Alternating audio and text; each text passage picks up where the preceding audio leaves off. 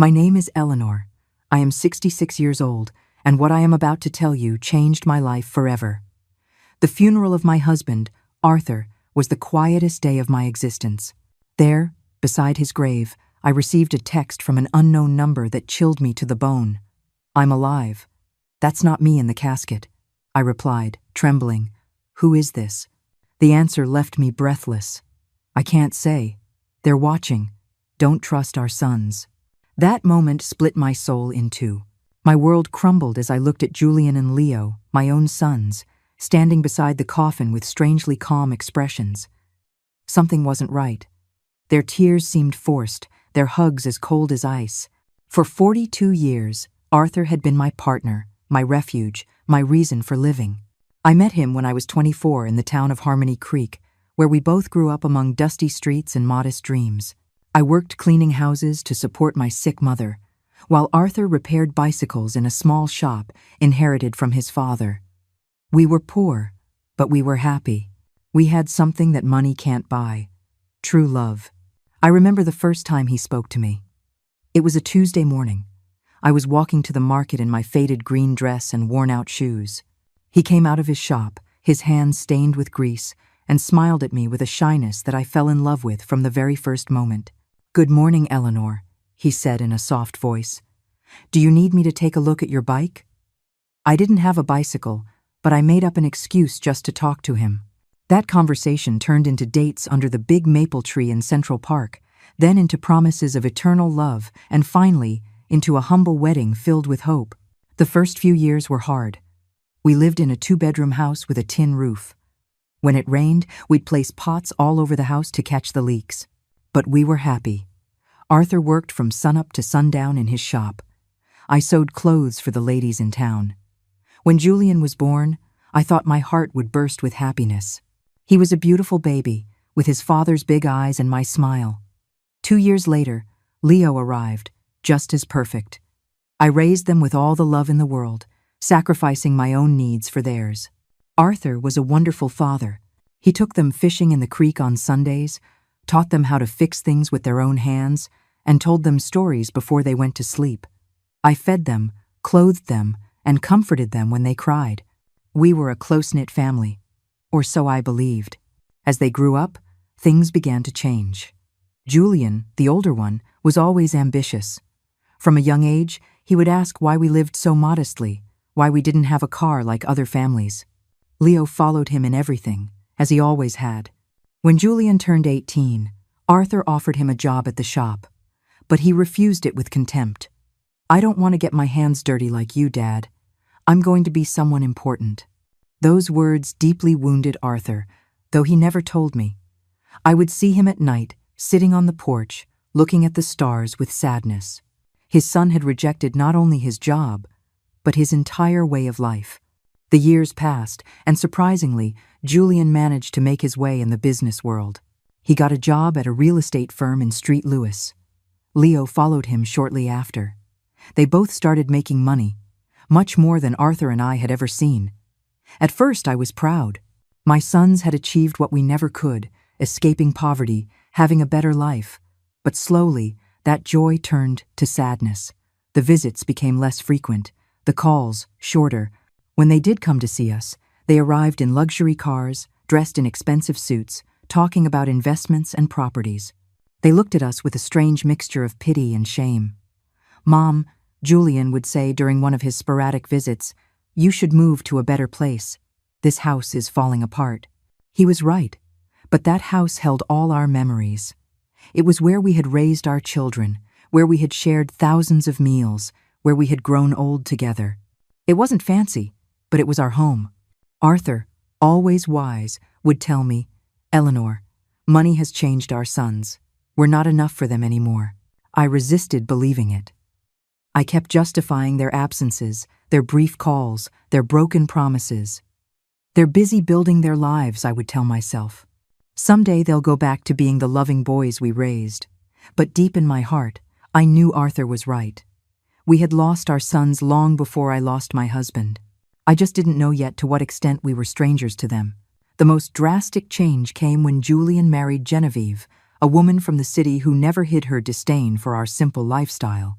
The first time he brought her home, she arrived in high heels that sank into the dirt path in our yard, wearing a chic red dress that looked more expensive than anything I had ever worn in my life.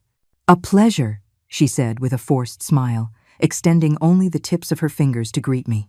Her eyes scanned our humble home with an expression I couldn't decipher, but it made me feel small. During dinner, Genevieve barely touched the food I had prepared with so much love. She pushed the green beans around on her plate, cut tiny pieces of chicken, but hardly ate a thing. Julian seemed nervous, constantly apologizing for things that had never embarrassed him before. "Next time, we'll take them to a restaurant," he whispered to Genevieve, thinking I couldn't hear him. But I heard. Every word stabbed my heart like a knife. Leo, for his part, remained single but adopted the same distant attitude as his brother. His visits were limited to special occasions, and even then, he always seemed to be in a hurry to leave. He was constantly on his phone, closing deals even during our conversations. "Mom, I have to go," he would always say before it was time. "I have an important meeting early tomorrow." Family Sundays became a distant memory. Christmases turned cold and formal. My sons would bring expensive gifts we didn't need, stay for 2 or 3 hours, and leave with obvious relief. Arthur and I grew old alone, comforting each other. He kept working in his shop, though his hands no longer had the same strength. I continued with my sewing, but my eyes weren't the same either. We managed on our small income, proud that we never asked our successful sons for anything. "You know what the saddest part is, Eleanor?" Arthur said to me one night as we drank coffee on the porch. "It's not that they have money, it's that the money has made them believe we are less important." He was right, as always. My sons hadn't just changed financially, they had changed in their hearts. We were no longer their beloved parents. We were an inconvenient reminder of a past they wanted to forget. Things got worse when Julian bought a $200,000 house in an exclusive neighborhood in the city. Leo did the same shortly after, investing in a luxury apartment that cost $150,000. Suddenly, our sons were owners of fortunes we couldn't even imagine. "You should sell this house and move into a nursing home," Genevieve suggested during one of her rare visits. "There are some very nice places for people your age. You'd be more comfortable." The words, nursing home, hit me like a slap. A nursing home? After 40 years of building our home, after raising these sons with so much love, they wanted to send us to a nursing home? "We don't need a nursing home," Arthur replied with the dignity that always characterized him. "We're fine here, in our house." But I saw the expression on Julian's and Leo's faces. They supported Genevieve's idea. To them, we were a burden, a problem to be solved in the most convenient way possible. That's when the more direct suggestions began. Julian arrived one day with papers in his hand, documents he had prepared without consulting us. "Dad, Mom," he said with that fake smile he had perfected, "I've been thinking about your future. This house is worth $15,000 at most. If you sell it, I can add some money so you can move to a better place." A better place? For us, there was no better place than the home where we had been happy for decades. But Julian didn't understand that. For him, everything came down to numbers, to monetary value. "Besides," he continued, "I think Dad should retire from the shop. He's 70 years old already. It's time to rest." Arthur looked at him with infinite sadness. "Son, work isn't a burden for me.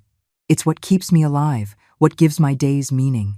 "But you could get hurt," Leo insisted, backing his brother as always. "At your age, an accident would be very dangerous." His words sounded concerned, but I sensed something else behind them. An impatience, an urgency I couldn't quite understand. The following months were tense. My sons increased the pressure on us to sell the house. They brought real estate agents over without telling us, did appraisals without our permission, and even started talking about what would be best for everyone.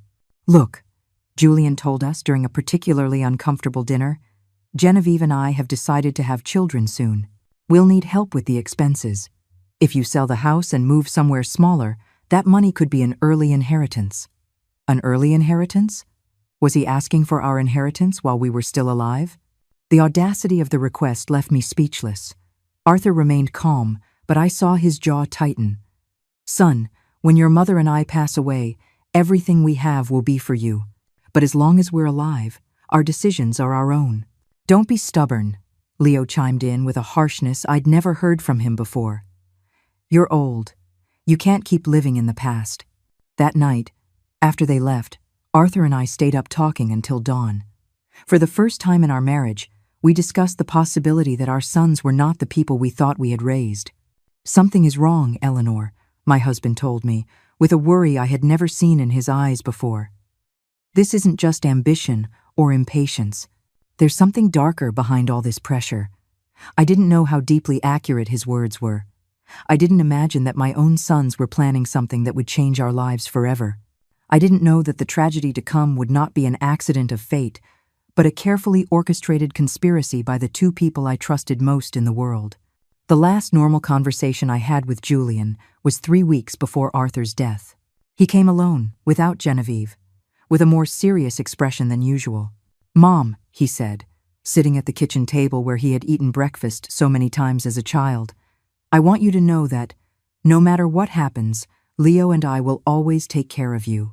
His words reassured me at the time, but now, remembering them beside Arthur's grave, they send shivers down my spine.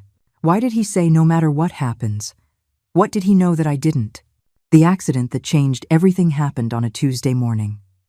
Arthur had left early for the shop, as he did every day for over 40 years. I was in the kitchen preparing his favorite lunch, pot roast and mashed potatoes, when the phone rang with an urgency that froze my blood. "Is this Mrs. Eleanor?" a strange voice asked. "This is General Hospital. Your husband has had a serious accident. You need to come immediately." The words blurred in my mind like ink in water. The world stopped. My legs turned to jelly, and I had to grab the doorframe to keep from falling. "What happened? Is he okay? Is he alive?" "He's in intensive care, ma'am." "Please, come as soon as you can." The trip to the hospital was a blurry nightmare. My neighbor Sadie had to drive me because I was shaking so much I couldn't even hold the keys. The whole way, my mind refused to process what was happening. Arthur was careful, meticulous in his work. How could this have happened? When we arrived at the hospital, Julian and Leo were already there. That struck me as odd, because no one had called them yet, at least not me, but in my desperation, I didn't give the detail much thought. "Mom," Julian said, hugging me with a force that felt genuine. "Dad is in bad shape. The doctors say one of the machines at the shop exploded. He has severe burns and head trauma." Leo's eyes were red, but something in his expression seemed strange. He looked more nervous than sad, like someone waiting for important news rather than someone grieving for his father. "Can we see him?" I asked desperately. "Only immediate family, one at a time, and for 5 minutes max," the nurse explained. When I entered that intensive care room, my heart sank. Arthur was connected to a dozen machines, with bandages covering much of his face and arms. I barely recognized him. His breathing was labored, artificial, maintained by constantly beeping devices. I approached his bed and took his hand, the only part of his body that seemed untouched. "Arthur, my love, I'm here. Everything is going to be okay. You're going to recover, just like you always do." For a moment I felt him lightly squeeze my hand. His eyes moved behind his closed eyelids. He was fighting. My warrior was fighting to come back to me. The next 3 days were the longest of my life. I practically lived at the hospital, sleeping on the uncomfortable chairs in the waiting room. Julian and Leo took turns keeping me company, but they always seemed more interested in talking to the doctors than in comforting their father. I overheard fragmented conversations that I couldn't fully understand at the time. Leo asking about health insurance, about the costs of treatment. Julian on the phone, talking about life insurance policies and beneficiaries. "Mom," Julian told me on the second day, "we've reviewed Dad's insurance. He has a $50,000 life insurance policy. There's also a work accident policy that could cover up to $75,000 more. Why was he talking to me about money when Arthur was still fighting for his life? Why was he worried about insurance instead of his father's recovery?" "I don't care about the money," I answered harshly. "I just want your father to get better." "Of course, Mom," he said, but I saw something in his eyes I didn't like. A coldness, a calculation at work while his father was dying. On the third day, the doctors gave us the most devastating news of my life. Dr. Evans, an older man with a compassionate expression, gathered us in a small office. "Mrs. Eleanor," he began in a gentle voice, "your husband's condition is critical. The burns have become infected, and the head trauma is more severe than we initially thought. We need to be realistic about his chances." "What does that mean?" I asked, though my heart already knew the answer. "It means we must prepare for the worst. Your husband is in a medically induced coma. We could keep him alive indefinitely, but his quality of life, well, it's very unlikely he will ever regain consciousness." The world crumbled around me. 42 years of marriage, a whole life built together, and now they were telling me it was fading away like smoke. "We want to try everything," I said through sobs. "No matter the cost, no matter how long it takes." But Julian exchanged a look with Leo that deeply unsettled me. "Mom," Julian said, in a voice trying to sound sympathetic, "we have to be practical. Dad wouldn't want to live like this. He always said he never wanted to be a burden to anyone." "A burden?" I exploded with a fury I didn't know I had. "He's your father. He's not a burden. He's the man who raised you, who worked his whole life to give you the best." "We know, Mom," Leo intervened. "But we also have to think about you. The medical expenses are going to be enormous. They could wipe out all your savings. Again, the money. Always the money. My husband was dying, and they were calculating costs. That night, alone in the hospital room, I held Arthur's hand and spoke to him as if he could hear me. "My love, I don't know what to do. The doctors say there's no hope, but I can't let you go. I can't imagine my life without you." It was then that something happened that still gives me goosebumps. His fingers moved slightly, squeezing mine with an almost imperceptible strength. His lips moved as if he were trying to say something, but no sound came out. I desperately called the nurses. "He's responding. He's trying to talk." But by the time they arrived, Arthur had returned to his previous state. The nurse checked the monitors and shook her head. "Sometimes involuntary muscle spasms occur, ma'am. It doesn't mean he's conscious." But I knew what I had felt. Arthur had tried to communicate with me. He had fought to tell me something important. 2 days later, in the early hours of Friday morning, the machine's alarms blared. The lights flashed, nurses rushed toward Arthur's room. I was dozing in the hallway when the commotion woke me. "No, no, no!" I screamed, running toward the room. The doctors worked for 40 minutes trying to resuscitate him, but it was useless. At 4:37 in the morning, Arthur was officially declared dead. The pain I felt in that moment was physical, as if my heart had been ripped from my chest. I collapsed beside his bed, hugging his still warm body, refusing to accept that he was gone forever. Julian and Leo arrived at the hospital an hour after their father's death. They seemed prepared, as if they had been waiting for the call. They brought papers, documents, phone numbers for funeral homes. "We've already spoken with the Harmony Creek Funeral Home," Julian told me while I was still crying inconsolably. "They can pick up the body this morning." "We also contacted the insurance company," Leo added. "The claims process has already been started." How could they be so efficient, so organized, so cold, just an hour after losing their father? Something wasn't right, but my grief was so intense that I couldn't think clearly. The funeral was scheduled for the following Monday. Julian handled all the arrangements without really consulting me. He chose the simplest casket, the briefest ceremony, as if he wanted to get it all over with as quickly as possible. "It's what Dad would have wanted," he told me when I confronted him for not including me in the decisions. "Something simple, without any fuss." But Arthur deserved better than this indecent rush to bury him and forget him. The day of the funeral was overcast and cold, as if the sky itself was weeping for Arthur. I wore my only black dress, the same one I had worn to my mother's funeral years ago. My hands were shaking so much that Sadie had to help me with the small buttons on the back. "Be strong, Eleanor," my dear friend whispered as she carefully combed my hair. "Arthur would want to see you strong." But I didn't feel strong. I felt empty, like a shell without a soul. 42 years of marriage cannot be buried so easily. Every object in the house reminded me of him. His coffee mug on the table, his tools in the yard, his pillow that still held his scent. When we arrived at the cemetery, I was surprised by how few people had attended. I expected to see more of Arthur's friends from the shop, more neighbors, more acquaintances. But it was just Julian, Leo, Genevieve, Sadie, me, and the pastor. For a man who had lived 70 years in the same town, who had helped so many people, the funeral seemed strangely empty. "Where are the people from the shop?" I asked Julian. "We didn't want to bother anyone," he replied quickly. Dad was a private person. He would have preferred something intimate. But that wasn't true. Arthur loved his community. He cared about his neighbors. He would have wanted them to come say goodbye. Why had Julian decided to make everything so secret, so rushed? During the ceremony, I watched my sons with a strange emotional disconnect. Julian wore a solemn, appropriate expression, but his eyes constantly flickered to his watch. Leo seemed restless, as if he had more important things to do. Genevieve was discreetly checking her phone behind her black veil. Was this how they said goodbye to their father? With impatience and distractions?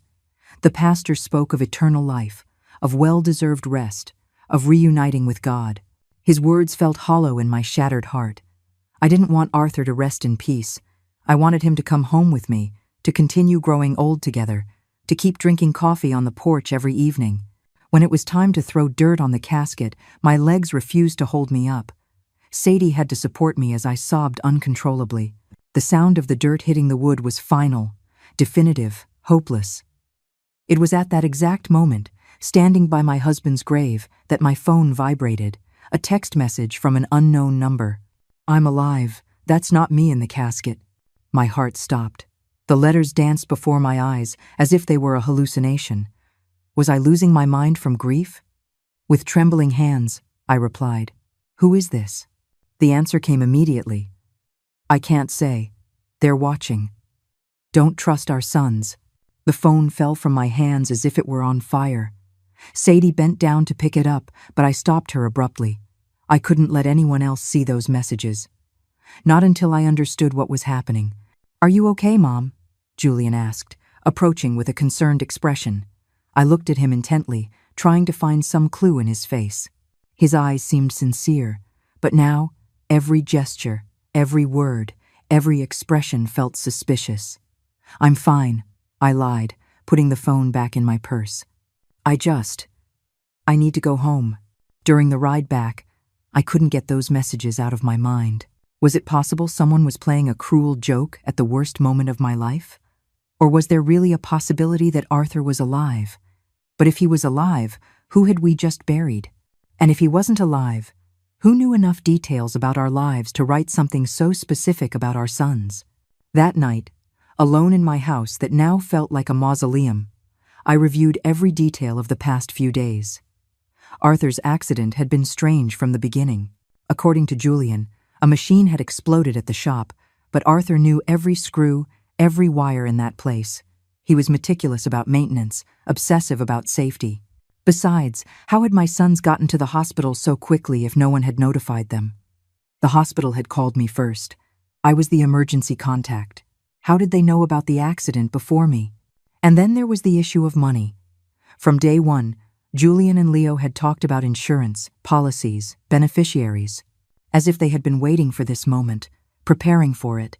I decided to go through Arthur's papers. In his old wooden desk, he kept all the important documents in a metal box. Insurance policies, the deed to the house, papers for the shop, everything was there. I found the $50,000 life insurance policy Julian had mentioned. But there was something I didn't remember. The policy had been updated just 6 months ago, increasing the coverage from $25,000 to $50,000.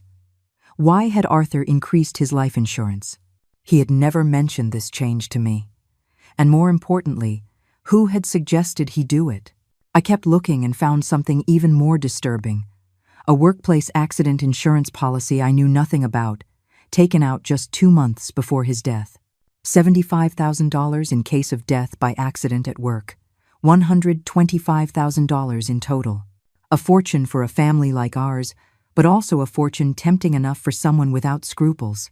My phone vibrated again. Another message from the same unknown number. "Check the bank account. See who's been moving money."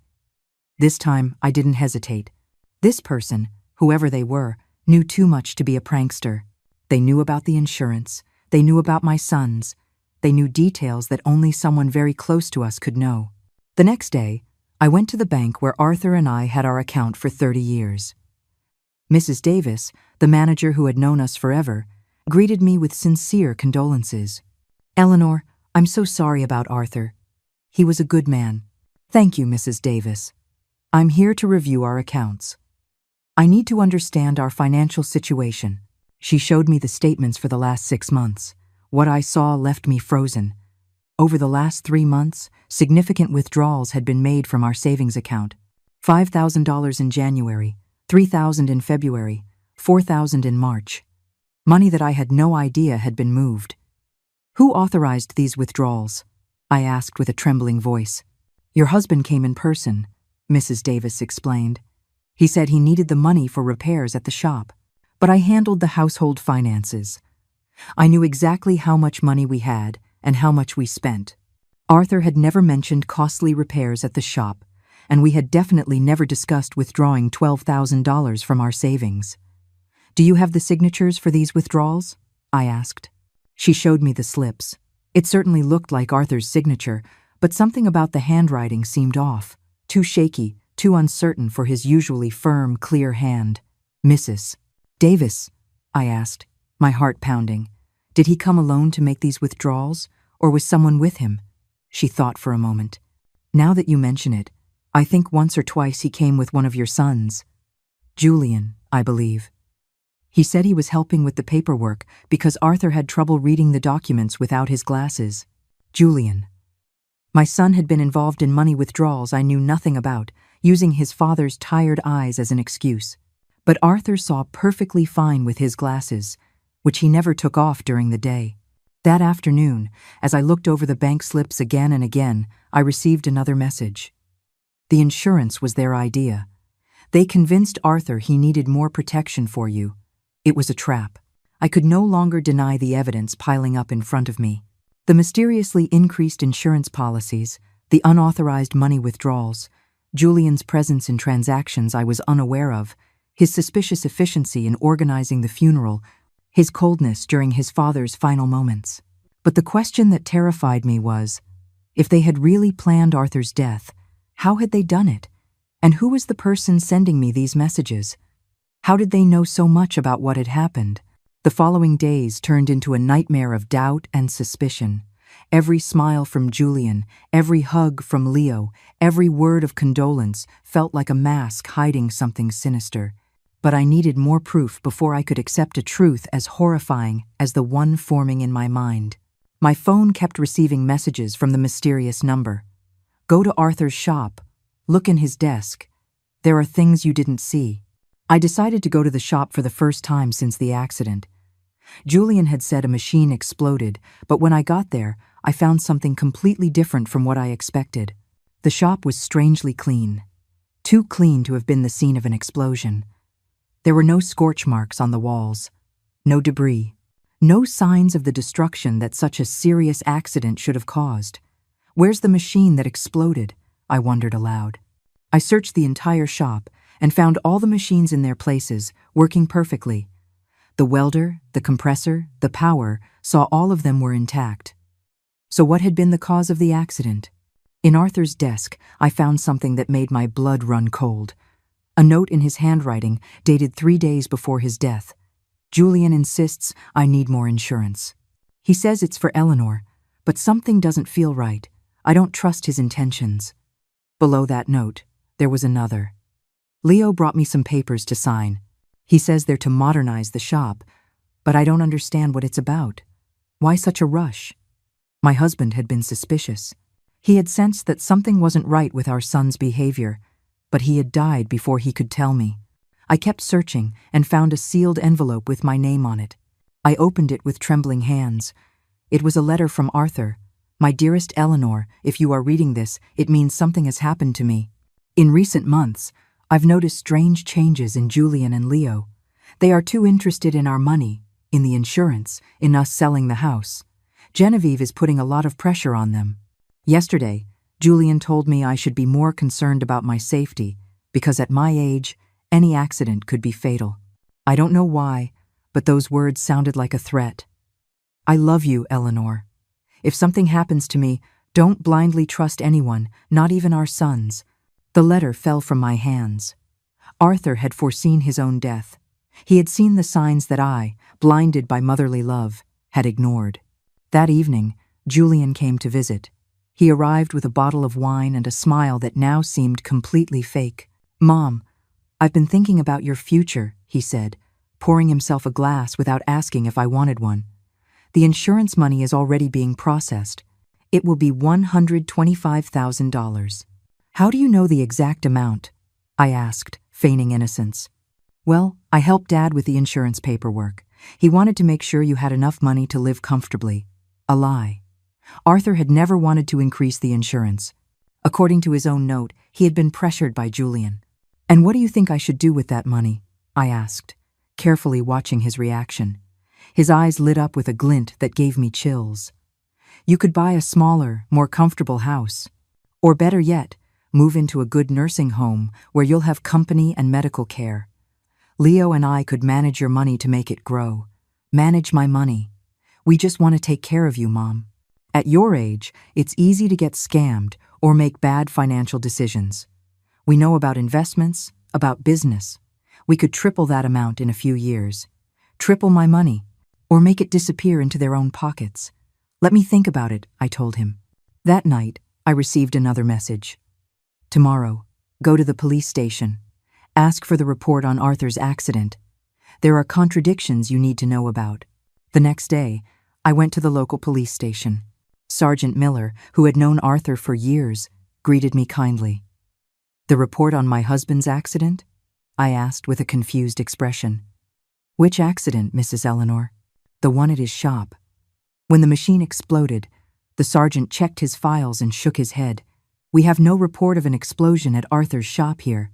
In fact, we have no report of a workplace accident involving your husband at all." I felt the world sway beneath my feet. But my son said it was an accident at the shop. That's why he was in the hospital." "Mrs. Eleanor, your husband arrived at the hospital on Tuesday morning, but not because of a workplace accident. According to the medical report I have here, he arrived unconscious with symptoms of poisoning. Poisoning. The doctors found traces of methanol in his blood, an amount sufficient to cause blindness, brain damage, and eventually death. The hospital should have informed you of this. Poisoning. It hadn't been an explosion. It hadn't been a workplace accident. Someone had deliberately poisoned my husband. Why didn't anyone tell me this? I asked, my voice breaking. The immediate family members who signed the hospital papers requested that the information be kept confidential to avoid unnecessary speculation. They said you were too emotionally fragile to handle the technical details. Immediate family members, Julian and Leo. They had hidden the true cause of Arthur's condition, invented the story of the explosion, and manipulated everyone, including me, to cover up a murder. Mrs. Eleanor, the sergeant continued, if you have suspicions about the circumstances of your husband's death, we could open a formal investigation. I had more than suspicions. I was certain that my own sons had murdered their father for money. That afternoon, Leo came to the house with a bouquet of flowers and the same fake smile as Julian. How are you, Mom? You look tired. I'm fine, I lied, watching his every move with a new perspective. Just thinking about the future. It's good that you're thinking about that. Julian and I have been talking. We think you should sell the house soon while the real estate market is fresh. Why the rush? Well, old houses lose value quickly, and you need the cash. The funeral expenses, the outstanding medical bills, more lies. The funeral had been cheap, almost insultingly so, and there were no outstanding medical bills because the hospital insurance had covered them. Leo, I said, looking him straight in the eye, you knew your father didn't die from a workplace accident. For a fraction of a second, I saw panic in his expression, but he recovered quickly. What are you talking about, Mom? I went to the police station. There's no report of an explosion at your dad's shop. This time, the panic was more evident. Mom, you shouldn't be doing these things. They'll confuse you. The grief is affecting you. Is the grief affecting me, or have you both been lying to me? He stood up abruptly, spilling the coffee I had served him. I think you need to rest. We'll talk when you're calmer. He left quickly, but not before making a phone call in the yard. Although I couldn't hear the words, the tone was urgent, worried. That night, I received the most revealing message yet. They're coming together tomorrow. They're going to try to convince you that you're crazy, that grief is making you imagine things. Don't believe them. And don't take anything they offer you to drink or eat. The mysterious message's prediction came true exactly as warned. The next day, Julian and Leo arrived at my house together, accompanied by Genevieve.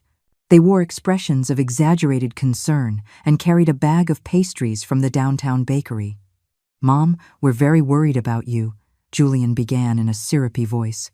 "The neighbors have told us you've been acting strangely. Sadie says you've been talking to yourself, that you're not eating well."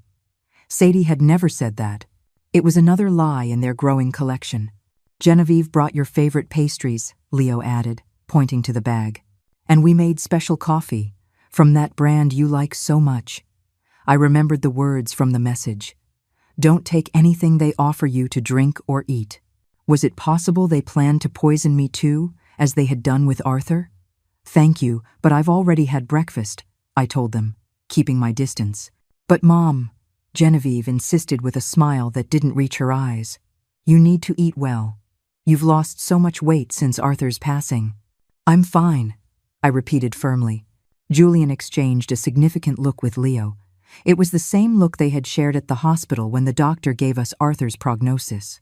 "Mom," Julian said, sitting closer to me, "we want to talk to you about something important. Leo and I have been consulting with some doctors about your recent behavior." "My behavior?" "Yes. The strange questions you've been asking, the visits to the police station, this obsession with irrelevant details about Dad. It's normal after such a great loss, but it can be dangerous if not treated." Leo nodded gravely. "We spoke with Dr. Miller. He says it's common for older people to develop paranoia after losing a spouse, especially women your age." "Paranoia?" They were accusing me of being crazy for uncovering their lies. "I'm not paranoid," I told them with all the firmness I could muster. "I'm just asking questions I should have asked from the beginning."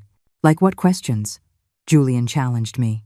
"Like why there's no police report of your father's supposed accident. Like why the shop is perfectly clean if there was an explosion. Like why you withdrew $12,000 from our account without telling me." The silence that followed was deafening. The three of them exchanged barely disguised looks of panic. "Mom," Leo finally said, "those things have simple explanations. Dad withdrew that money for repairs he wanted to do in secret, as a surprise for you." "What surprise?" "He wanted to remodel the house," Julian lied. "He had hired some workers to fix the roof, paint the walls. He wanted it to be a surprise for your birthday." If that were true, where were the workers? Where were the materials? Why did no one in town know about this supposed remodeling? "About the police report," Julian continued. "Not all workplace accidents require a report, especially when they happen on private property." More lies. Sergeant Miller had been very clear. Any workplace accident with serious injuries requires an official report. "Mom," Genevieve intervened in a sweet but condescending voice, "we just want to take care of you. That's why we think it would be best if you moved to a place where you have specialized medical care. A nursing home." "A specialized care home," Julian corrected, "for people going through complicated grief. They have psychologists, nurses, activities to keep you busy. And in the meantime," Leo added, "we can take care of selling the house, managing the insurance money, all those complicated things you shouldn't be handling in your current state." There it was, the complete plan. Declare me mentally incompetent, commit me to a nursing home, and take control of all my money. First, they had murdered Arthur for the insurance money, and now they wanted to rob me too. And if I refuse? I asked them. "Why would you refuse?" Julian asked with a smile that sent a chill down my spine. "We only want what's best for you, because this is my house. I built my life with Arthur here. I raised you here." "Mom," Leo said with an exaggerated sigh, "you can't live in the past forever. Dad is gone. You have to accept it and move on." "I have accepted it, but that doesn't mean I'm going to give away my life and my money." The mask of concern began to crack on my sons' faces. Julian stood up abruptly. "Very well. If you won't listen to reason, we'll have to take more drastic measures." "What does that mean?" It means we can start a legal process to declare you mentally incompetent. We have witnesses to your erratic behavior. We have testimony from doctors who confirm you are suffering from senile paranoia. Doctors? What doctors? I hadn't spoken to any doctor about my mental state. Dr. Miller has already signed a preliminary report, Leo added. He says that based on our descriptions of your behavior, it's likely you need specialized care. A doctor who had never examined me had signed a report on my mental state based solely on what my sons had told him. How much had it cost them to buy that fake evaluation? So you can cooperate voluntarily, Julian continued. Or we can do it the legal way, but one way or another, you are going to get the help you need. It was a direct threat. If I didn't hand over my money voluntarily, they would use the legal system to steal it. I need time to think about it, I told them, trying to buy time. Of course, Genevieve said with her fake sweetness. But not too much time, for your own good. After they left, I sat in my kitchen, trembling with rage and fear.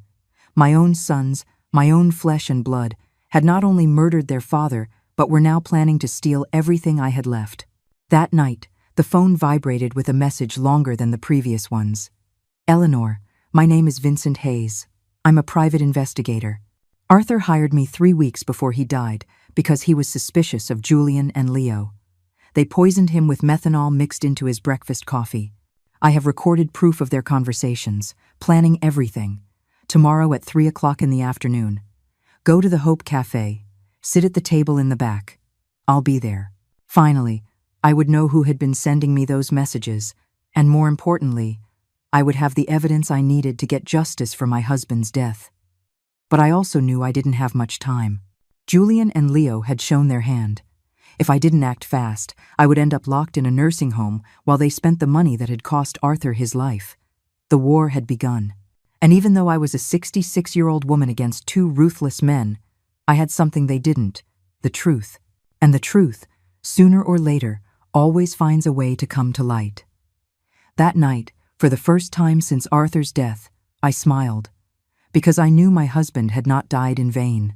His caution, his instinct, his decision to hire a private investigator was going to allow me to get justice. Julian and Leo had gravely underestimated their mother. They were about to find out that a woman fighting for the memory of her murdered husband is a force more powerful than all their greed combined. The next day arrived, filled with nervousness and anticipation.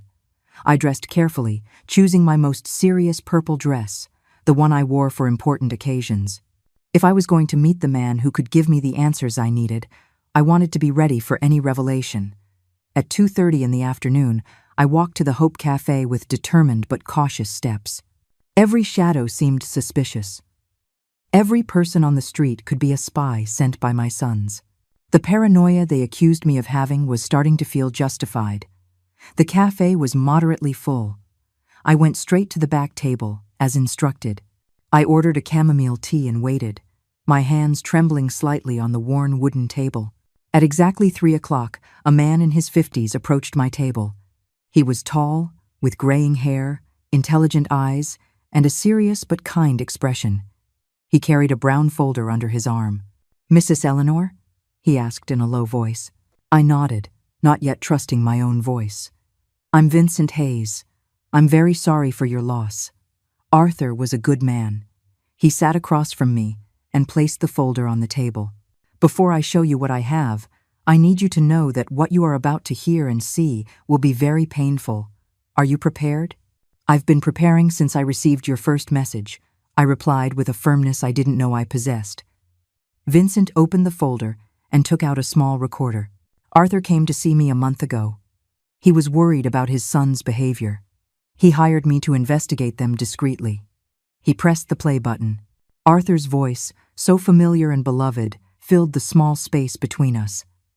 "Vincent, I need you to know that if anything happens to me, it won't be an accident. Julian and Leo have been pressuring me to increase my life insurance policies. Yesterday, Julian brought me papers he said were to better protect Eleanor. But when I read them, I realized there were also clauses that benefited them directly. My heart raced. Hearing Arthur's voice was like having him back for a few minutes, but his words confirmed my worst suspicions. The recording continued. Leo has been asking strange questions about my daily routine. What I eat for breakfast, what time I leave the house, if Eleanor comes with me to the shop. He says it's out of concern, but something about the way he asks unsettles me. Vincent paused the recording. This conversation was 3 weeks before his death, but I have something more recent. He played another recording, this time with Julian's voice in the background, talking on the phone. No, we can't wait any longer. The old man is starting to get suspicious. Yesterday he asked me why I was so interested in his insurance. Yes, I already have the methanol. It works perfectly because the symptoms look like a heart attack or a stroke. No, Mom won't be a problem. After Dad dies, she'll be so devastated we'll be able to do whatever we want with her. Tears began to roll down my cheeks. It was my son's voice, my own son, coldly planning his father's murder. There's more, Vincent said softly. This recording is from the day before Arthur's death. A new recording began. This time it was Leo speaking to someone. Everything is ready. Tomorrow, Julian is going to put the methanol in Dad's coffee. We told him it was a special vitamin supplement a doctor recommended. The fool will drink it without suspecting a thing. The symptoms?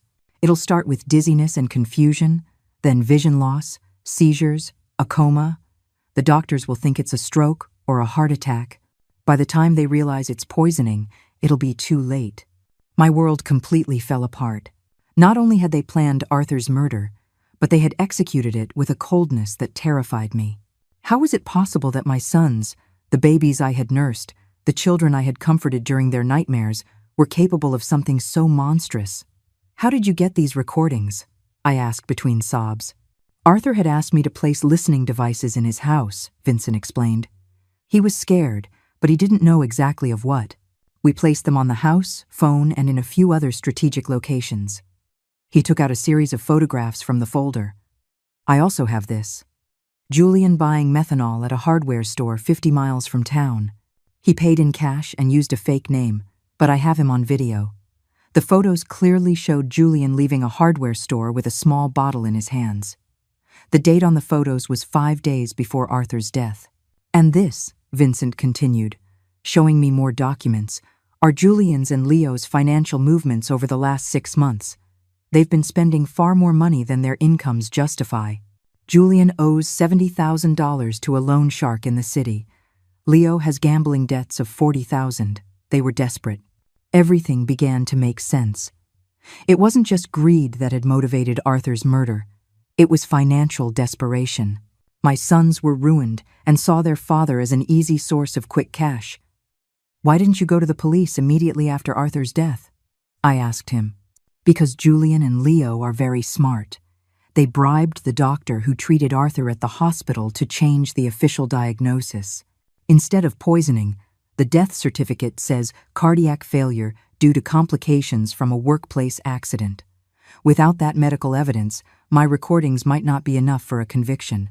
But now we have all the evidence together, I said, feeling a mix of pain and determination. Exactly. And there's something else you should know. Your sons were planning to kill you too. My blood ran cold. What? Vincent played one last recording, this time with Julian's and Leo's voices together. Once we have Dad's insurance money, we need to get rid of Mom too, Julian was saying. We can't risk her getting suspicious or someone else putting ideas in her head. How? Leo asked. Same as with Dad. But this time we can make it look like a suicide from depression. A widow who can't live without her husband. No one would question it. And the money? We're her only heirs. Everything would be ours. The house, the savings, the insurance money. Almost $200,000 in total. The recording stopped. I was shaking uncontrollably. My sons had not only murdered their father, but they were planning to murder me as well. All for money, Mrs. Eleanor, Vincent told me gently. I know this is devastating, but we have enough evidence for them to pay for what they did. What should we do now? I asked, wiping my tears.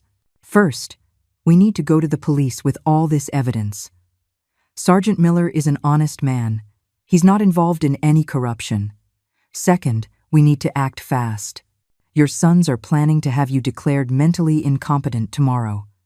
If they succeed, it will be much harder to proceed legally. Tomorrow? Yes, I intercepted a phone conversation this morning. They are meeting with Judge Franklin at 10 o'clock in the morning to start the incompetency proceedings. I stood up from the table with a determination I hadn't felt in weeks. Then we have to act tonight. Exactly, Vincent confirmed. But before that, there's one more thing I want to show you. He took out one last photograph from the folder. In it, Arthur was seen leaving a medical clinic I didn't recognize. 3 days before he died, your husband went for a full medical checkup at a clinic in the city. The results show he was perfectly healthy. No signs of heart disease, normal blood pressure, everything perfect. This definitively proves that his death was caused by poisoning, not by natural health problems. That was the final piece of evidence we needed. Arthur had been a healthy man murdered by his own sons. Vincent, I said, taking his hand, thank you for fulfilling your promise to my husband. Now, let's get justice. That same evening, Vincent and I went straight to the police station. Sergeant Miller was working the night shift that week, which was perfect for our purposes. When we arrived, it was 8 o'clock in the evening, and the station was relatively quiet. Sergeant Miller, I said with a firm voice, I need to file a formal complaint for the murder of my husband, Arthur. The sergeant looked at me in surprise. Murder? Mrs. Eleanor, the death certificate states he died from cardiac complications after a workplace accident. The death certificate is fake, I replied, placing Vincent's folder on his desk. My husband was deliberately poisoned with methanol by our own sons. Over the next 2 hours, Vincent and I presented all the evidence. The audio recordings, the photographs of Julian buying methanol, the bank documents showing the unauthorized withdrawals, Arthur's medical results proving his perfect health, and finally, the recorded conversations where my sons confessed to both their father's murder and their plans to kill me. Sergeant Miller listened to each recording with an increasingly grave expression. When we finished, he leaned back in his chair and shook his head in disbelief. This is monstrous, he muttered. Are you sure you want to proceed with this, Mrs. Eleanor? Once we arrest your sons, there's no going back. Sergeant, I replied with all the dignity I could muster. Those men murdered my husband in cold blood for money. They were planning to murder me too. They are no longer my sons. They are criminals who must pay for their crimes. We will need the medical examiner to exhume Arthur's body to confirm the presence of methanol, the sergeant explained. Are you prepared for that? Do whatever is necessary, I replied without hesitation. Sergeant Miller immediately called the district attorney. Despite the late hour, the severity of the case brought the DA to the station in person. After reviewing all the evidence, he immediately authorized the arrest warrants for Julian and Leo. We'll proceed at dawn, the DA explained. We need to secure all the evidence before they can destroy anything.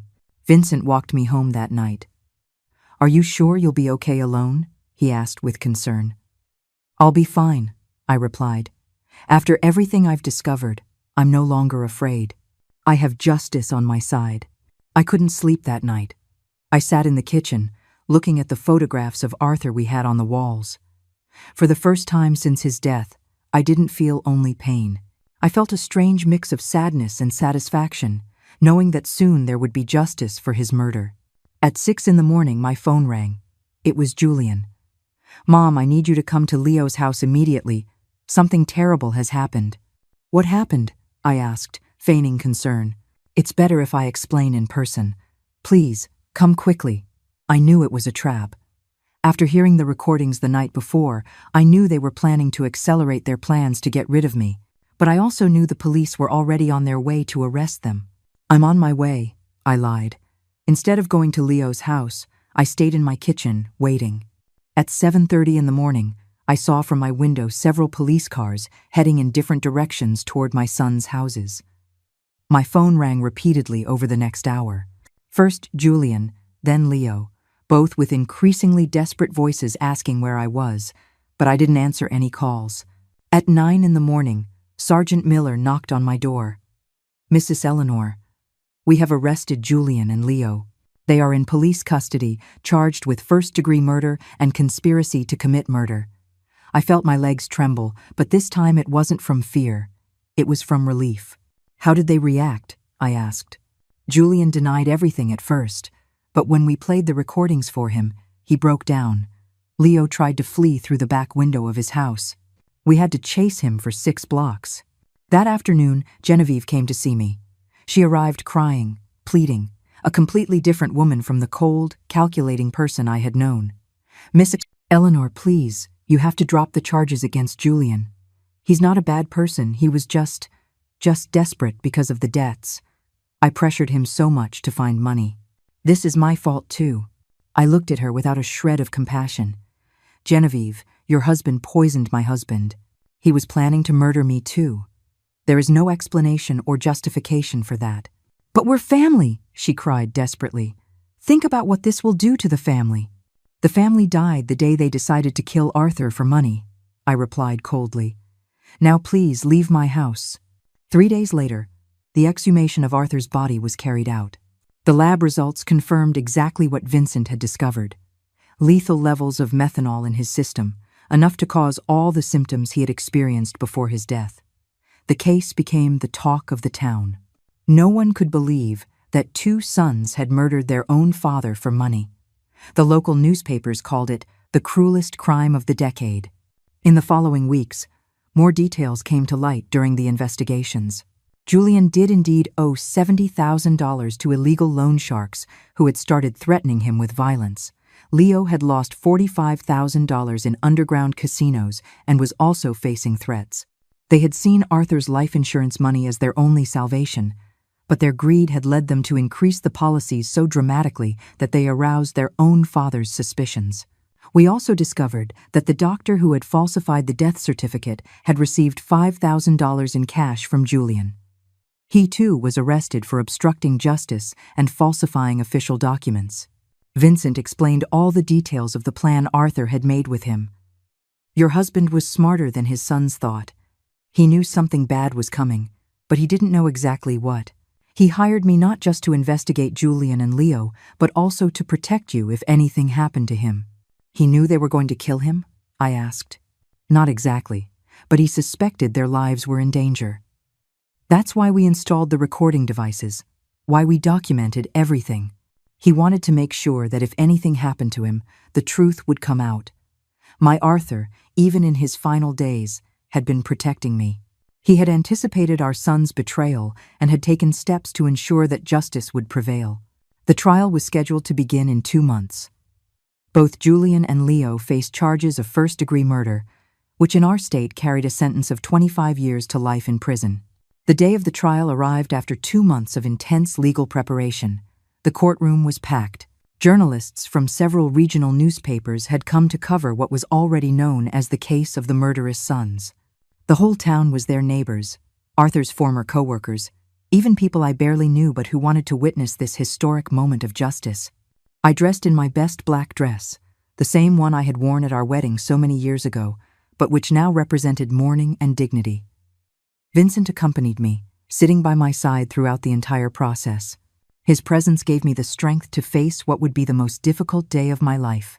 Julian and Leo entered the courtroom in handcuffs, dressed in orange prison jumpsuits. Seeing my sons like that broke my heart once more, but I no longer felt pity for them. I only felt a deep sadness for the moral death they had chosen long before they physically murdered their father. The prosecutor presented the case with devastating precision. One by one, the recordings were played for the court. The silence was absolute each time Julian's and Leo's voices were heard, coldly planning Arthur's murder. When the prosecutor played the recording where they planned to kill me too, several people in the audience gasped in horror. An elderly woman stood up and left the courtroom crying. I couldn't blame her. It was hard to process such cruelty. "Ladies and gentlemen of the jury," the prosecutor said during his opening statement, "this is not an ordinary case of family greed. This is a case of cold, calculated premeditation, where 2 men decided to murder the father who had raised them with love and sacrifice, simply because they needed money to pay off their gambling debts and irresponsible loans." Julian's and Leo's lawyers tried to present a defense based on desperate circumstances and external influences, but the evidence was overwhelming. The recordings didn't lie. The bank documents didn't lie. The forensic evidence of methanol in Arthur's body didn't lie. When it was my turn to testify, I walked to the stand with trembling legs but a clear mind. I had waited for this moment for months. Mrs. Eleanor, the prosecutor asked me, "Can you tell us what your relationship with your sons was like before your husband's murder?" "I thought I had a good relationship with them," I replied, looking directly at Julian and Leo. "I raised them with love. I sacrificed everything for their well-being. Their father worked from sunup to sundown to give them the best we could. I never imagined that love and sacrifice would become the reason for our murder. At any point, did you suspect they might harm your husband?" "No. That's the most painful part of all of this. I trusted them completely. When they told me Arthur had an accident at his shop, I believed them. When they organized the funeral so quickly, I thought they were being efficient in their grief. I never imagined they were covering up a murder." Julian bowed his head during my testimony. Leo looked at me defiantly, but I saw tears in his eyes. Too late for tears. Too late for regret. The most dramatic moment of the trial came when the prosecutor decided to play the full recording of the conversation where they planned my own murder. Julian's voice filled the courtroom. "Once we have Dad's insurance money, we need to get rid of Mom too. We can't risk her getting suspicious." A murmur of horror swept through the audience. Several people turned to look at me with expressions of disbelief and compassion. "How did you feel when you heard this recording for the first time?" the prosecutor asked me. "I realized that I had lost both of my sons long before I lost my husband," I answered, my voice breaking but firm. "The babies I nursed, the children I comforted during their nightmares, had died and been replaced by two strangers capable of any cruelty for money." The defense tried to cross-examine me, suggesting that perhaps I had misinterpreted my son's intentions, that perhaps grief had made me exaggerate the evidence. But the recordings spoke for themselves. Vincent also testified, explaining in detail how Arthur had hired him because he was afraid of his own sons. He described every step of the investigation, every piece of evidence collected, every recorded moment that revealed the truth. The medical examiner presented the results of the exhumation, confirming the lethal presence of methanol in Arthur's body. He explained how this poison acts slowly, causing exactly the symptoms my husband had experienced before he died. After 3 days of devastating testimony, the closing arguments arrived. The prosecutor was relentless. "Julian and Leo are not victims of circumstance. They are predators who saw their own parents as financial obstacles to be eliminated. They planned, executed, and covered up Arthur's murder, and they were planning to do the same to Eleanor. They do not deserve compassion. They deserve justice." The jury deliberated for 6 hours. When they returned, the silence in the courtroom was absolute. I could hear my own heart beating as the foreman read the verdict. In the case of the state versus Julian and Leo Sterling, on the charge of first-degree murder of Arthur Sterling, we find the defendants guilty. The courtroom erupted in murmurs and exclamations. Julian collapsed in his chair, finally understanding the magnitude of what he had done. Leo remained rigid, staring straight ahead without expression. On the charge of conspiracy to commit murder against Eleanor Sterling, we find the defendants guilty. The judge proceeded immediately to sentencing. "Julian and Leo Sterling, for the premeditated murder of your father and the conspiracy to murder your mother, I sentence you to life in prison without the possibility of parole." When I heard those words, I felt a gigantic weight lift from my shoulders. Justice. There was finally justice for Arthur. After the trial, many people came up to hug me and express their support. Sadie cried with me, not from sadness but from relief. "Eleanor, Arthur can rest in peace now," she whispered. That night, I returned to my house, which now felt different. It was no longer a place of pain and betrayal. It was my home again, the place where Arthur and I had been happy for 42 years. Vincent came to visit me a week after the trial. "How are you feeling?" he asked. "At peace," I answered honestly. "For the first time since Arthur's death, I sleep peacefully. I know he is resting because his death did not go unpunished. And the money? The insurance? The savings? I donated the life insurance money to a foundation for victims of family crimes," I explained. "That money was stained with blood. I could never have used it. My personal savings are enough for me to live modestly for the rest of my days." 6 months after the trial, I received a letter from prison. It was from Julian. "Mom, I know I don't deserve your forgiveness, but I need you to know that I regret everything. The money, The debts, the desperation blinded us. We lost all humanity. Leo and I destroyed the most loving family in the world for $125,000 that we never even got to enjoy. I will take my own life in my cell tomorrow. I can't live with what we did. Take care, Mom. Tell Dad we're sorry we were such bad sons. I wasn't in time to prevent his suicide. Julian was found hanging in his cell the next day. Leo, upon hearing of his brother's death, suffered a complete nervous breakdown and was transferred to the prison's psychiatric hospital. Today, 2 years after the trial, I live quietly in my small house. I have turned Arthur's shop into a garden where I grow flowers that I take to his grave every Sunday. Vincent has become a close friend, visiting me regularly to make sure I'm okay. Sometimes, neighbors ask if I miss my sons. The answer is complicated. I miss the children they once were, but those children died long before Arthur did. The men they became were not my sons. They were strangers who shared my blood, but not my heart. I have learned that true family is not defined by blood, but by love, loyalty, and mutual respect. Arthur was my true family for 42 years. The friends who supported me during the trial are my family now. Justice didn't bring Arthur back, but it brought me peace. And on quiet nights, when I sit on the porch where we so often had coffee together, I swear I can feel his presence, proud of me for being strong enough to do the right thing, even when it meant losing my sons forever. 5 years have passed since that terrible day at the cemetery when I received the first message that changed my life forever. Today, I am 71 years old, and my completely white hair reflects all the storms I have faced and overcome. But my eyes, as my dear friend Sadie tells me, shine with a peace they didn't have before. The house where Arthur and I built our dreams is still my sanctuary.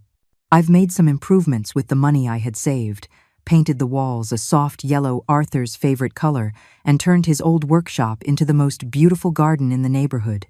Red roses, white carnations, sunflowers that always seek the sun, just as he taught me to do during our toughest years.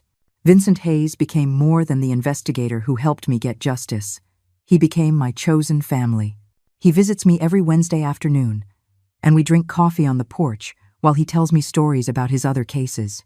Sometimes he asks if I regret reporting my own sons, if it wouldn't have been better to keep the secret and live with the lie. Never, I always reply. The truth hurts, but lies kill the soul. The foundation I established with the life insurance money has become something bigger than I ever imagined. The Arthur Sterling Foundation for Victims of Familial Crimes now helps dozens of families each year who have gone through tragedies similar to mine. We have psychologists, lawyers, private investigators all working so that no other family has to suffer in silence what I suffered. 6 months ago, a 40-year-old woman came to see me. Her name was Helen, and she suspected that her brother had murdered their mother for the inheritance. Her story was painfully similar to mine: greedy relatives, pressure to sell property, strange behavior after the death. The foundation provided her with a private investigator, free legal advice, and psychological support throughout the entire process. When her brother was convicted of murder 3 months later, Helen came to hug me, crying, "Mrs. Eleanor, you saved my life. If you hadn't had the courage to report your own sons, I never would have had the courage to report mine." Those are the moments that remind me why all the pain I went through was worth it. Leo is still alive, though he is no longer the same man I knew. After Julian's suicide, his mind completely broke. The doctors say he lives in a constant state of guilt and paranoia, believing that Arthur comes to visit him every night to condemn him for the murder. He has tried to take his own life 3 times, but the prison guards keep him under constant watch. I receive letters from him occasionally. They are incoherent, filled with desperate apologies and pleas for forgiveness. At first, I read them, looking for some trace of the son I raised with so much love. But then I realized that reading those letters only reopened wounds that had already healed. Now, I keep them unopened in a shoebox. Maybe someday I'll read them, maybe not. I have the right to protect my peace of mind. Genevieve disappeared from town immediately after the trial. Someone told me she moved to the city and changed her name. I don't blame her. Carrying the last name of a murderer can't be easy. Sometimes I wonder if she knew what Julian was planning, if she was a silent accomplice in Arthur's murder. But those questions belong to the past, and I have learned to live in the present. The town of Harmony Creek will never forget the case. It has become a local legend, a story that parents tell their children as a warning about greed and betrayal. Some see me as a hero, others as a cruel woman who sent her own sons to prison. I don't care what they think. I know the truth, and the truth has given me the peace I needed. My health has remained surprisingly good for my age. The doctor says it's because I was finally able to free myself from the stress and sadness I was carrying. The body heals when the heart finds peace, he explained during my last checkup. Sunday mornings are my favorite. I cut fresh flowers from my garden and walk to the cemetery to visit Arthur's grave. His headstone now has an inscription I had engraved after the trial. Arthur Sterling, beloved husband, betrayed father, honorable man. His love was stronger than his death. I tell him everything that has happened during the week. I talk about the foundation, about the families we've helped, about the thank you letters I received from people who found justice thanks to our story. I swear I can feel his approval in the wind that rustles the leaves of the nearby trees. You know what's strangest, my love? I said during my last visit. I no longer feel pain when I think of Julian and Leo. I only feel pity. Pity because they had all the love in the world and they chose hate. They had a family that adored them and they chose betrayal.